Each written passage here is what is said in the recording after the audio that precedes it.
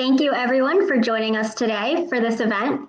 We'll be discussing healthcare innovation and the importance of including people with disabilities in every step of the innovation process. This event will be moderated by myself and my co-host, Dr. David Petrino.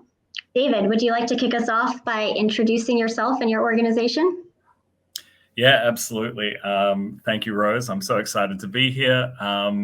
My name is David Petrino. I'm the Director of Rehabilitation Innovation for the Mount Sinai Health System, which is a large health system located in New York City. I am a physical therapist with a PhD in neuroscience, and my background has been largely focused on helping people with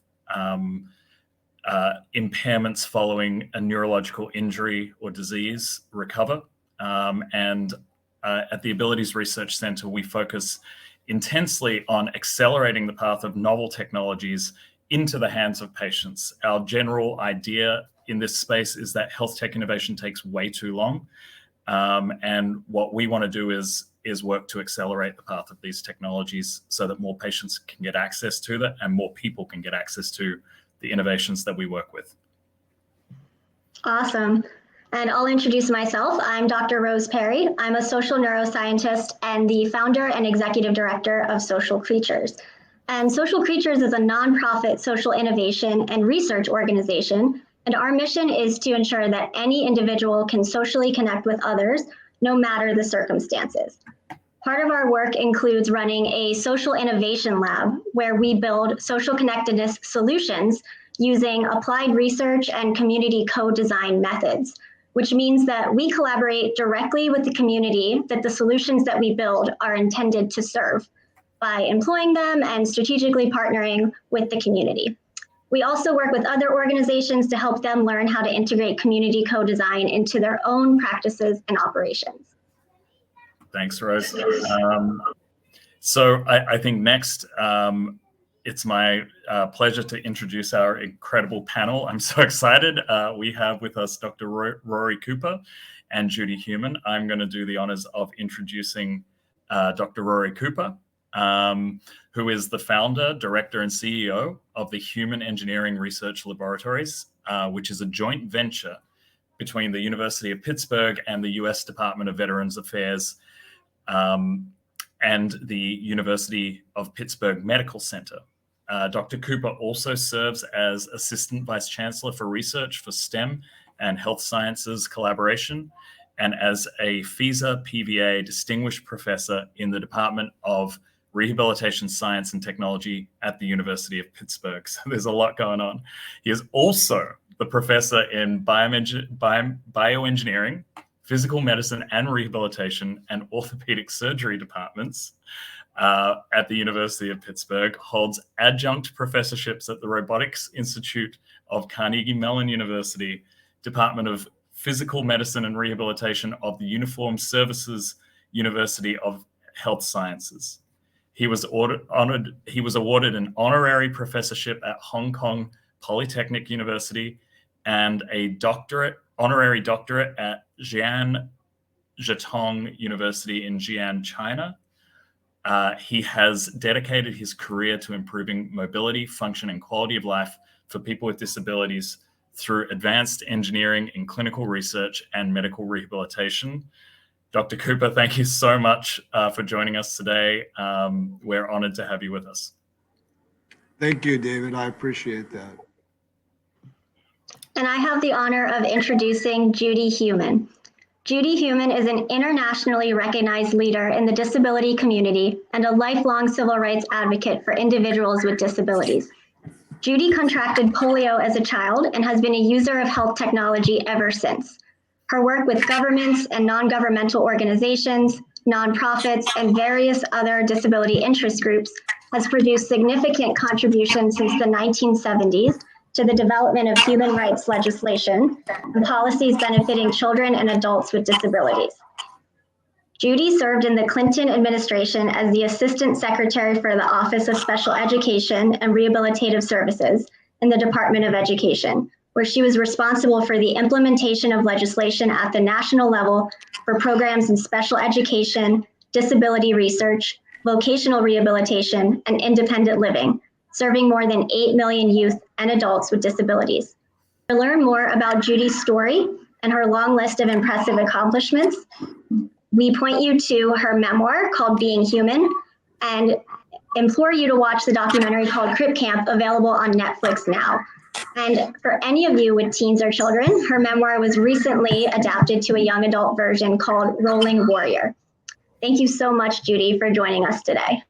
You're very welcome. It's great to be here with Rory and all of you.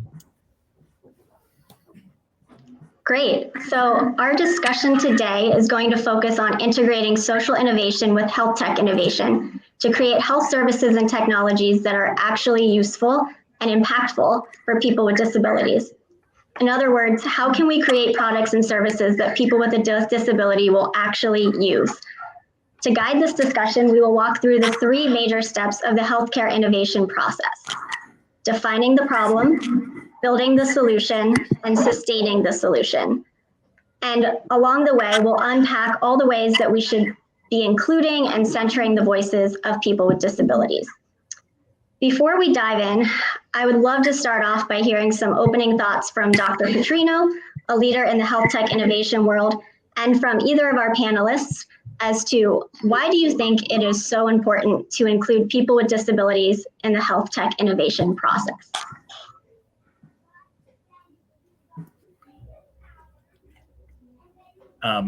I would love to hear from Judy or Rory on this before diving in myself, because I'm sure you guys have some thoughts here. Well, I'm happy to maybe kick things off. Well, first, I will steal a little bit of Judy's thunder. I mean, one reason obviously is that there should be nothing about us without us, right? So we shouldn't be doing anything working that's on behalf of people with disabilities without incorporating people with disabilities in that process and all the decision-making processes. There's also a much more practical reason for doing it, and that's that who knows best what needs to be done than people with disabilities. And that perspective is extremely important. And then also, people with disabilities are very talented.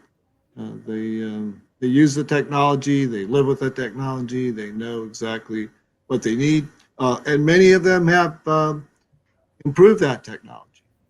Some on a small scale for themselves, and others on a very large scale, where they've either created companies or produced lots of intellectual property. And so, and then I guess the last thing is that you want to be inclusive, right? Diversity is key to creativity and to problem solving, and I think diversity in all of its forms.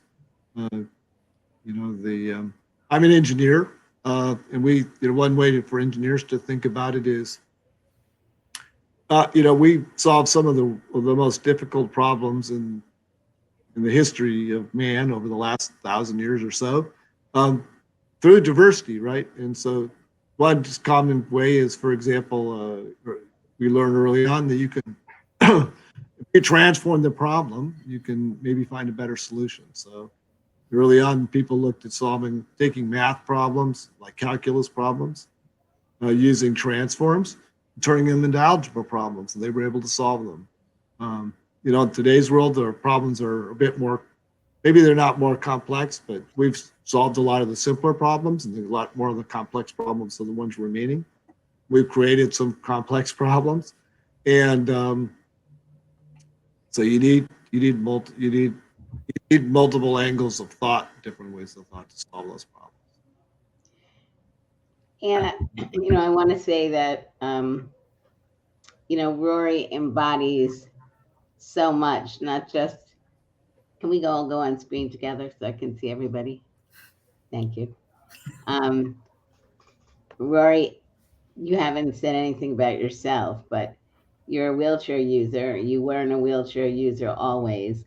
Were you in this field before you acquired your disability? No, I was a soldier before I acquired a disability. My father had polio. I don't know if you knew that about me. So obviously I knew something about disability. And of course, as we were talking before we got on, is that You know, it's a, you know, it was an extremely challenging time when Judy acquired her disability, and it was still pretty challenging when I acquired mine. I think things have gotten considerably better in the last 40 years. Although I say we have hopefully not another 40 years of progress, we can maybe accelerate things, but there's still a lot of challenge. But yes, I have a spinal cord injury plus multiple other injuries. I use a wheelchair for mobility, and I'm a veteran of the U.S. Army. And I also work in the VA as well as the University of Pittsburgh. And so, and unfortunately, I've injured myself 3 times seriously. So the first one resulted in a spinal cord injury. The second time resulted in a syrinx, which actually made my spinal cord injury more severe. And the last one a few years ago. Fortunately, I've also got to experience the rehabilitation process 3 times, about 20 years apart, which is not something I recommend, but it's interesting at least to learn how much has changed, and in some ways how little some things have changed. And he's also a Paralympian. So, I mean, the reason why I think it's important to shout all those things out gets back to the point that David and Rose were raising earlier. Rory, I think, is a unique person in many ways, but the combination of his personal and professional life certainly is unique. To be effectively engaged, you don't need to have everything that Rory has, although if we could replicate him multiple times, that would be great. So I am also a wheelchair user. I'm 73. I'm almost 74. I had polio in 1949, and I'm a polio quadriplegic, and have experienced over the course of my life from when they didn't even have children's wheelchairs. I was saying to Rose and David the other day that if you look at pictures of me when I was a young child, I had my braces on where my knees were straight. I was sitting and the wheelchair was so big that my feet like literally hung out across the seat. And of course, today now we have children's wheelchairs, all types of children's wheelchairs. And I received a motorized wheelchair like in 1969. So I was 21, 22 years old at that point.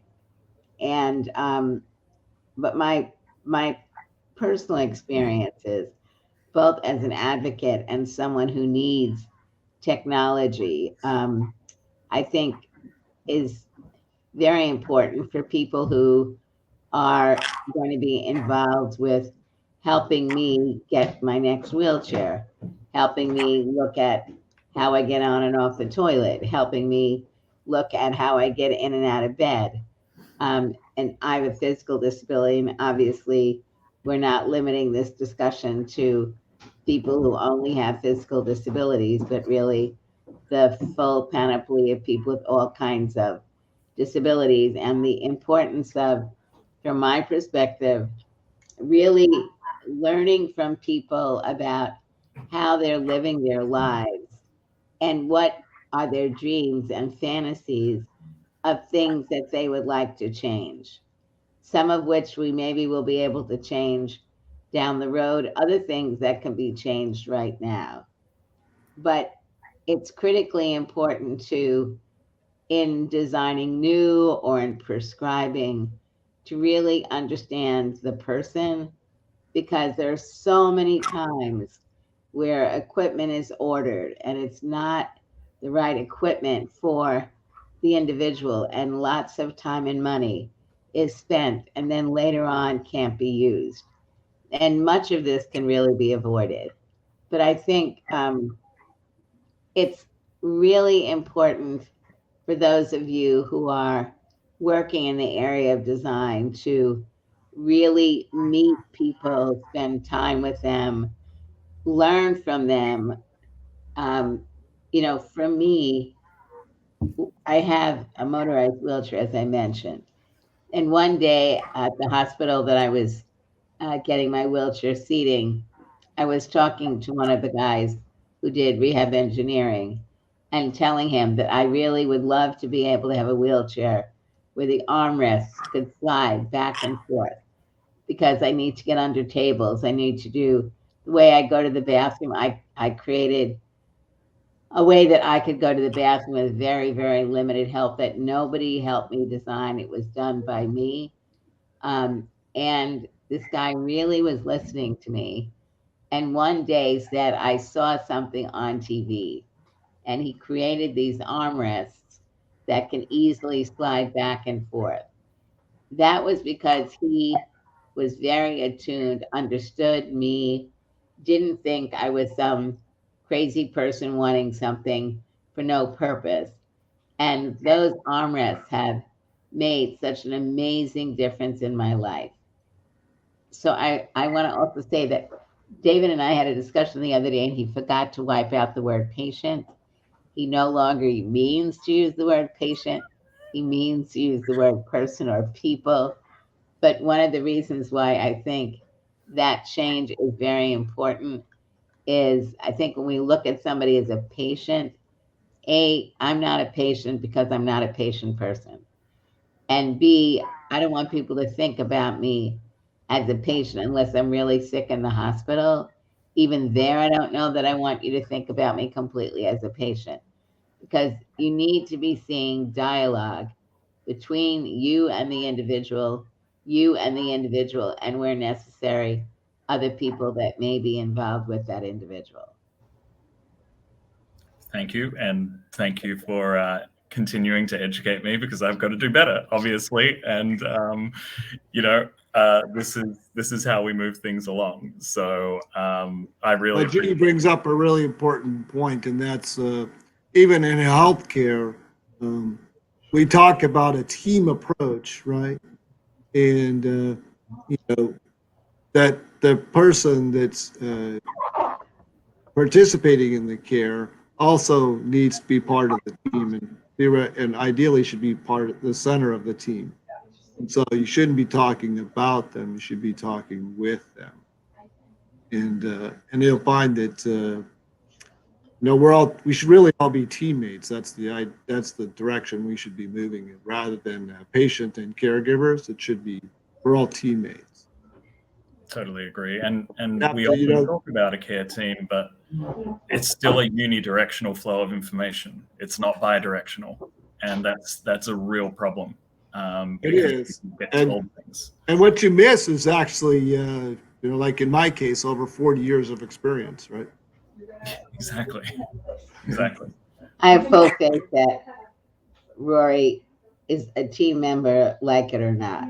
But I think it's difficult for people very frequently to really speak up. And I think one of the reasons why we need a different relationship is, with this guy that helped me with these armrests, I really had known him over a course of time. And he really was learning how I moved and was really getting what I said. Someone with a new disability may not yet even know what it is they need. So being able to really to get to know that person, to learn about who they were, who they are, how they're trying to move forward, it's really important to both expand you and your team's knowledge. But in bringing this person on as a team member, it is okay not to have all the answers. That's what research is about, right? It's looking at new ways, and we can use things that have already been created and designed. In some cases, they need to be tweaked, and a little tweak may make a whole difference. And in other cases, like I'm sure many of the people on the call today, they're innovators and they're creating new things. Bye. So I think a lot of thought really needs to go into the work that people are doing when they are designing. Is this for you or for people? If it's only for you, then that's an issue. And how do you, on a regular basis, in addition to bringing disabled people onto your staff and looking for students who are studying in appropriate fields who can come in with you. Look at ways to engage them. And the whole concept of participatory research, I think, is something which should be thematic in everything that's being done. Absolutely. I agree. And actually, Judy brings up a couple of important points there that I'd like to emphasize. One of them is that people might have a very relevant prior experience, right? They might have been a mechanic or an engineer, maybe even a healthcare provider themselves. And secondly, there's no reason that people with disabilities themselves cannot become healthcare professionals or designers or engineers as well, right? So, and I think that's essentially as we, as we're kind of going into a period where there's greater emphasis on diversity, inclusion, and equity and inclusion. I would also include accessibility. And that we need to make sure that people with disabilities are included in that movement and that they are afforded the opportunity to become professionals in any domain they choose. Absolutely. I mean, I think that really leads into the first part of what we were going to discuss today, which is, there are a lot of health technology entrepreneurs who are most likely logging onto this stream and having a listen. And in my job, and Rory, I'm sure in your job as well, I hear a lot of pitches. Part of my job is to sit and listen to health technology pitches from budding companies and startups. And I would say almost 90% of those pitches will start the same way. It will be a person without a disability telling a heartwarming story about how they witnessed somebody close to them who has a disability struggle with X, Y, and Z element of their life. That's how they open the pitch, and then you never hear about that person with the disability again. And statistically speaking, the next time that health technology product touches a person with disability is when they're ready for clinical trials, which is terrible. It's very clear to me that people with disabilities are not involved in the design process beyond that, and that leads to weaker products, and it leads to mistakes being made that can't be corrected by the time you're ready for clinical trial. And it's unfathomable to me that these things aren't being more readily uptaken as part of general practice, just for good financial sense and good business sense. But with all of that in mind, Rory, I'd love to hear a little bit about, we've heard a little bit about your background with being a person with a disability and moving into academia. What was it like for you when you first started into this field specifically? What were your challenges? What were your successes? How was it for you entering this space? Well, fortunately, I grew up in a small town. I was fairly ignorant, although Judy tried to educate me. And nobody told me until after I had got my first job that people with spinal cord typically don't get jobs. And so that was, I was somewhat fortunate, in that regard. But I still think a lot of the challenges persist. And I don't think what you just mentioned is actually in anybody's best interest, right? There's no point in an investor spending a lot of money on a product that's not going to be successful. There's no point in an entrepreneur spending a lot of their time and energy and effort to a product that's not going to be successful. When I'll tell you a little story. When I was a doctoral student, my department chair and my advisor said, have you picked a project to work on, or have you picked a problem to work on? And I said, that's not my problem. My problem is I found a million problems to work on. Just which one do I start with? And unfortunately, I still think there's 999 100,000 of them left. And so that's what it always gets me when entrepreneurs come, and they are mostly, in my case, it's students or recent graduates that want to do a startup, and they envision a problem and a solution rather than it's easy enough to discover there's tons and tons of real problems and solutions. And so it's funny because we had a little bit of this discussion at the Paralyzed Veterans of America's Research Foundation meeting yesterday about there are studies that simply ask people with disabilities, what are some of the biggest barriers that you face?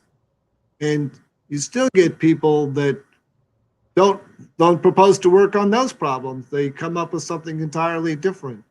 Some of that's a little bit of science. It's people have a hammer and they're looking for a nail, and so they try to fit everything into that. The other problem is that I see to some extent, and I don't want my colleagues to take this as a criticism, but commonly in academia, what we train people to do is to sort of pursue their intellectual curiosity.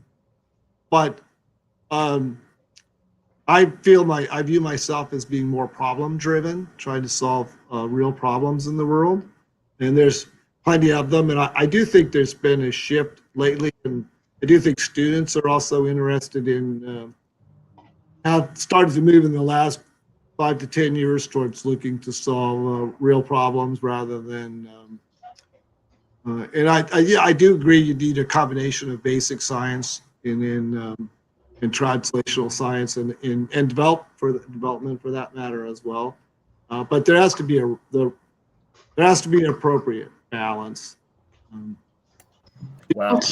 To your point, sorry, to your point, Rory, I also to emphasize something that Judy brought up earlier, participatory research, I think is relevant to what you're saying here as well. Like David and I, both of our backgrounds are academic research. We weren't always involved with building solutions. We were involved with basic research. And many of our researchers do not do participatory research, and that's a huge issue. So I think even any basic scientist listening to this right now, how are you involving the community that your research intends to serve with even the formation of what the research question is to begin with, right? And then everything that follows on from that.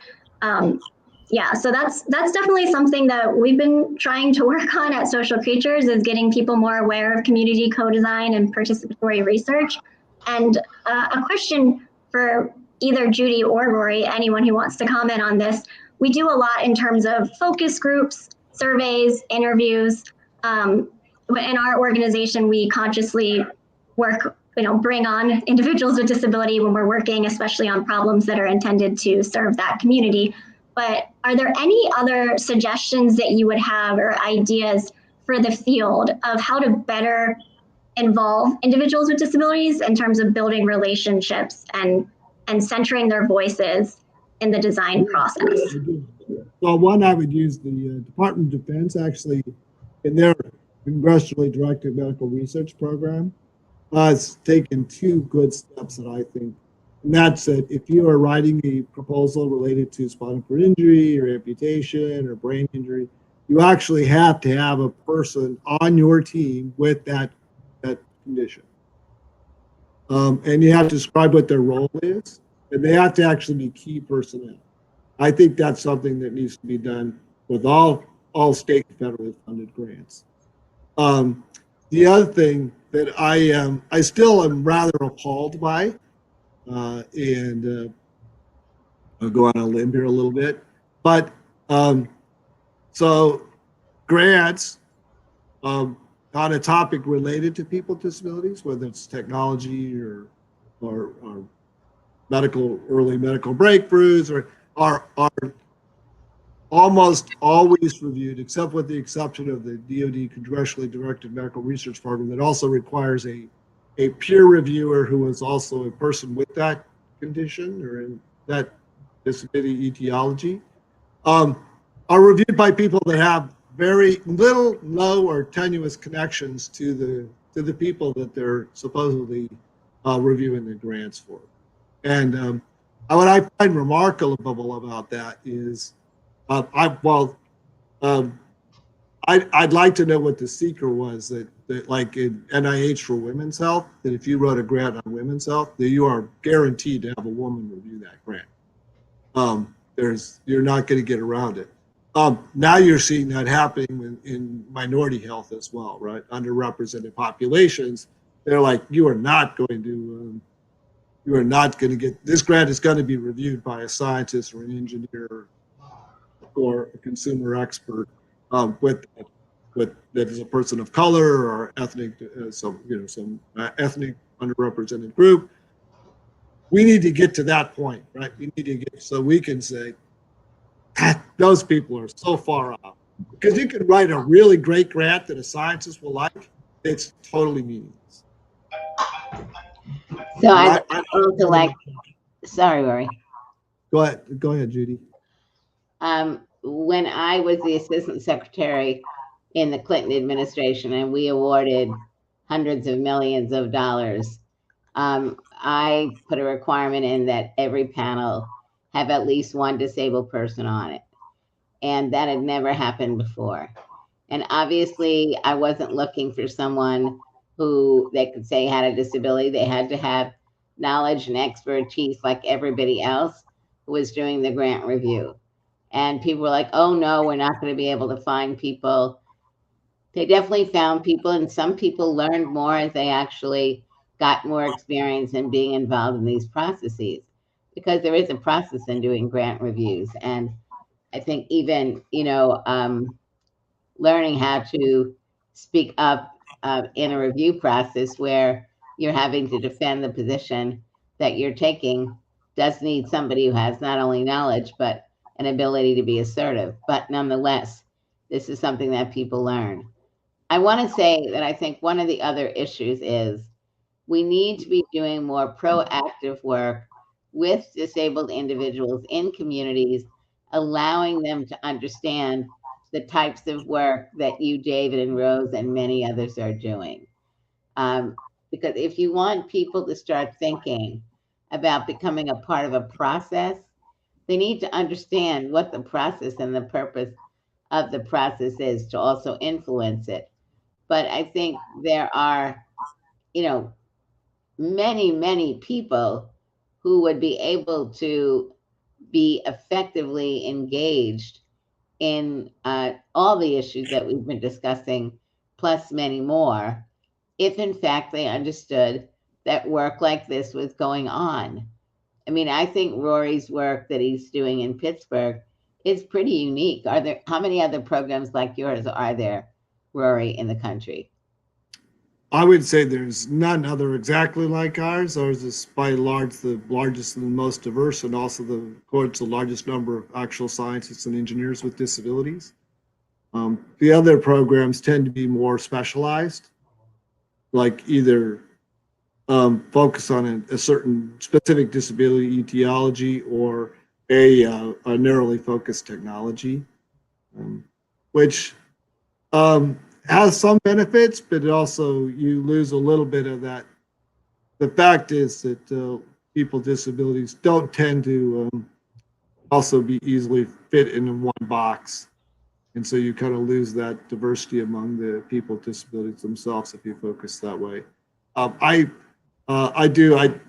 should have pointed out that actually Judy did lead the way, and the Department of Defense sort of built upon what she had created at NIDLR and at the Department of Education. What I haven't seen is that many scientists and engineers with disabilities. We need to really work on that, especially since if you look at the size of the population of people with disabilities, even if you look at them under the between 18 and 70, it's still a very sizable portion of the population, and we're highly underrepresented. And highly underrepresented actually in academia, right? It's you look at the Chronicles of Higher Education, the number of people that disclose having a disability, or people who have visible disabilities, right, that have no option but to disclose, right, or have is frighteningly small. I mean, I And think associations like the American Public Health Association, who have a section on disability that I think is a pretty robust section and has been around for quite a while. I don't know how many, and they're a very large professional association.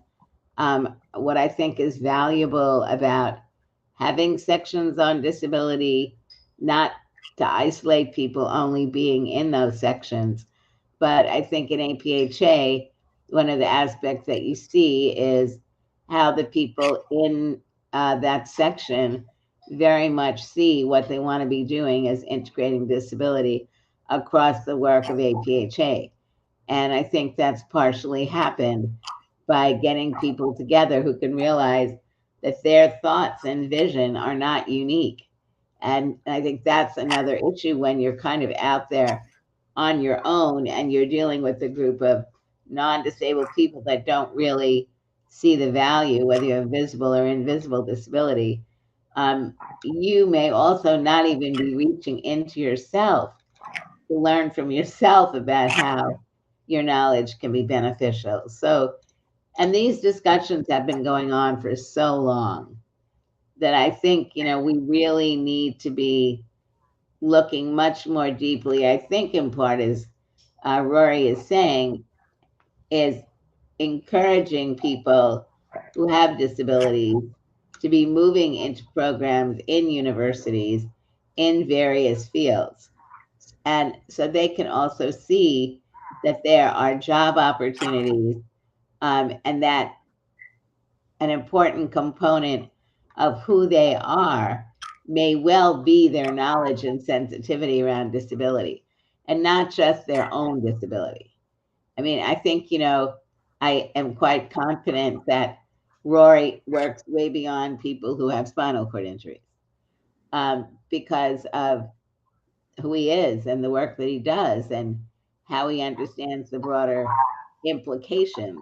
And there are other people out there, but still few, few and far between, few and far between. We were talking, Rory, the other day, briefly, David and Rose and myself. CIL Berkeley in the 1970s, for a period of time, had a wheelchair repair program and a van modification program. The fact that they were even together was in and of itself very unique. And because CIL served 100% people with disabilities, all types of disabilities, the people working in those shops really were gaining knowledge and expertise that wasn't thought about in the job description, but they were just learning it. But their skills were not really utilized outside of what was going in those programs. And Stanford at one point had a really great project that also was being funded by the feds, where they were doing wheelchair seating and design for children and adults, including communication, and doing a lot of work on site, which really meant that you did have the disabled people much more involved as a team, because there were clusters of people, who were coming down for these services.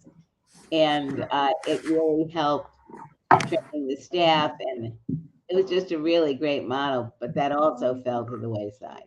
So I think we need to be speaking to agencies and foundations that are funding this work, these types of projects, to get them to understand this bigger picture. I mean, there's so much work going on in medical research and cancer and things like that. It's like I was speaking the other day to the Rotarians, and the Rotarians have, for decades now, a project to eradicate polio around the world. And we've been trying to get them, great, you're wanting to eradicate polio, but there are millions of survivors of polio. And you need to look at, what do those individuals need? Technology, trained healthcare providers, their role, on and on. And that's been very difficult. You know, so in doing research, for example, on cancer, that's important. But for people who have had the effect of cancer, whatever it may be, they frequently need various forms of technology. And it would be great that healthcare providers could refer people, could allow people to know even in advance, these are things that you may need to use. And let's get them involved in the discussions about what you may need to use. So you're not just falling off a cliff and surprised and have no idea about what to do. I agree. Also, I think that we want to make sure that science and engineering, technology, medicine are open to that people with disabilities can choose any of those disciplines. That they're not just locked into helping other people with disabilities. I moved into this field. I actually started out in power generation, electric power generation, and moved into this field because maybe largely because I saw very few people were going to do this, and and I felt sort of obligated that if I had the ability, I had the obligation to do it. Much like Judy had, I'm sure if the world were perfect, she would not have had to become an advocate because hopefully there wouldn't have been a need for advocates, and she would have been God an. knows what I would have done. You'd have thought of something. So, in some ways, it's necessity is the mother of invention, right? You had to come to do what we had to do. I hope in the future that people, when they acquire disabilities at any age, also have options to pursue their dreams, whatever those dreams may be. At least I can see a little bit of hope. The National Science Foundation is funding a couple of studies now with the National Academies of Science, Engineering, and Medicine. I'm chairing one of them to look accessibility of labs, field work, and computing resources for people with physical disabilities. There's another committee that's going to be started up for people with, I have physical and sensory disabilities. There's another committee that's going to be started up for intellectual and cognitive and non-visual, not so the other disability groups. So at least people are starting to think about that because there is a bit of a chicken egg problem, right? You have to be able to the fields have to be accessible in order for you to be able to pursue those fields and have careers in those fields. Absolutely. I also think what happens there too is it starts to normalize disability, right? Because if you get people as colleagues. So actually, this technology is pretty nice, as Judy pointed out. If she hadn't said anything or I hadn't said anything, you might not have noticed that I had a disability. And so in some ways that's good because it opens doors. But on the other hand, it's good to then, once you kind of open the door to disclose, right, to let people know so that you can let other people come in through the door. And yeah, I think that's an opportunity. I think that will make medicine better. It'll make science better. It'll make education better. And then it'll make business better. I will say there's the Department of Commerce has a committee now that's being formed to look at increasing diversity in the innovation environment. It's pretty shocking that for example, the number of patents filed by women is only in the 15 to 20% range. Unfortunately, the patent office really doesn't collect statistics on disability or other ones, but there was a great study called "Where Are the Lost Einsteins?" that showed that people from zip codes from lower socioeconomic income status were basically lost to the innovation economy. And we are a knowledge economy, we're an innovation economy, and we need that inclusivity. Otherwise, we basically lose out. Like it's like the article said, how many Einsteins have we lost? When you consider that Einstein had a disability.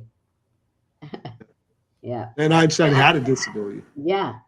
I also want to say that an area that we should be focusing on as we're looking at the whole picture is STEM for elementary, middle school, and high school students with disabilities, because absolutely unequivocally, they are not learning and they are not being encouraged to move into those fields. So we need to be looking at how to get those people into the fields that we're discussing.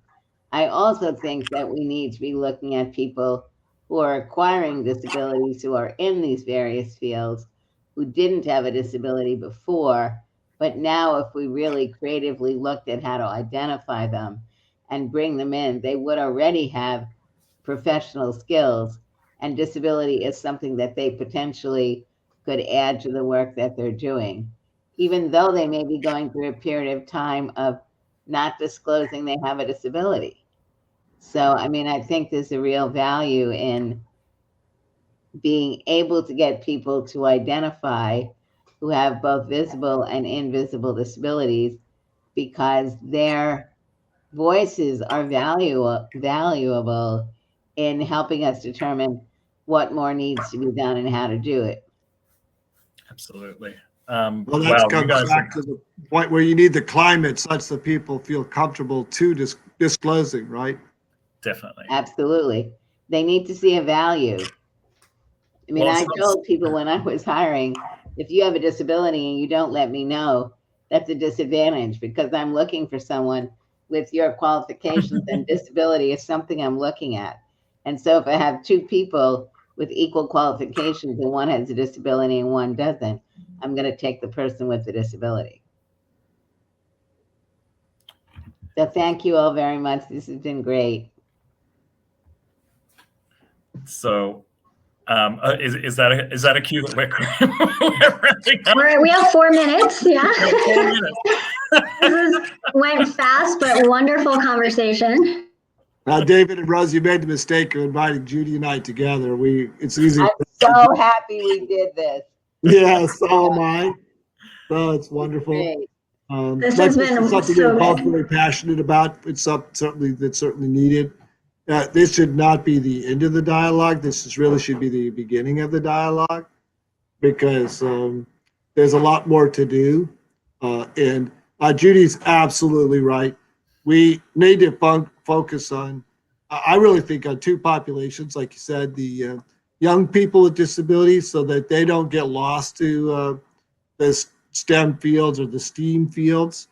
You throw arts in there, because after middle school, science and technology are typically no longer compulsory.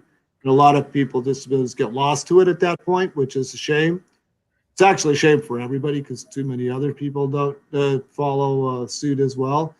And then there are people that are in these fields, right, in STEAM fields, that acquire disabilities sometime in their life, and they could serve as not only as role models, but also as people to identify how to stay in the profession, right, and open doors for people to enter the The profession. researchers already had to look at how to look at whether or not they may want to take their skills and use them in areas like we've been discussing.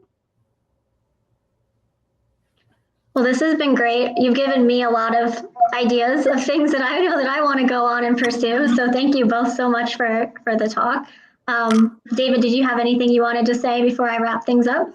I mean, again, thank you so much. This has been great, just to hear two masters share what we need to know, basically. And I think what's important also about this discussion is Rory and I each have different areas of expertise, but I think it's a real example of how bringing people together with different areas of knowledge and expertise really expand what we're trying to do. And David and Rose, I really want to thank you for putting the two of us together on this. I think I've really enjoyed it. Well, you should thank yourself, and we really enjoyed having you. And I'd like to, thank Judy for bringing me into the field, right? I might have wound up being an engineer in a power plant somewhere nobody knowing about, but she was one of those people that said, if you have the ability, you also have the obligation to make change, right? Thank you. That's a powerful quote. It's a great way to end on. Great one to end on. Well, thank you both so much for the very thought-provoking commentary. This has been awesome. I do want to leave everyone with a final reminder that to learn more about Judy and her work, please check out her podcast, The Human Perspective, available on Apple, Spotify, and other major streaming platforms, as well as her book, Being Human, and her young adult version, Rolling Warrior, and her documentary, Crip Camp, on Netflix. Dr. Cooper, is there anything you would like to take the opportunity to promote? I have several books and papers. You can see me on LinkedIn. You can see me on Google Scholar. You can I'm on Wikipedia, and of course, you can check out our website at the Human Engineering Research Laboratories, which is herl.pitt.edu. So hurlpitt.edu. hurlpitt.edu. Incredible. Well, thank you both so much for your time, and thank you for everyone for listening in today. Thank you very much. Don't let anyone tell you there are things we cannot change. We've done hard things before. We'll face hard things again, but we're doing it. Thousands of people will live simply because a whole bunch of people in here keep making medicine better. So if anyone ever tells you there's no other way, don't listen. We find a way. Mount Sinai.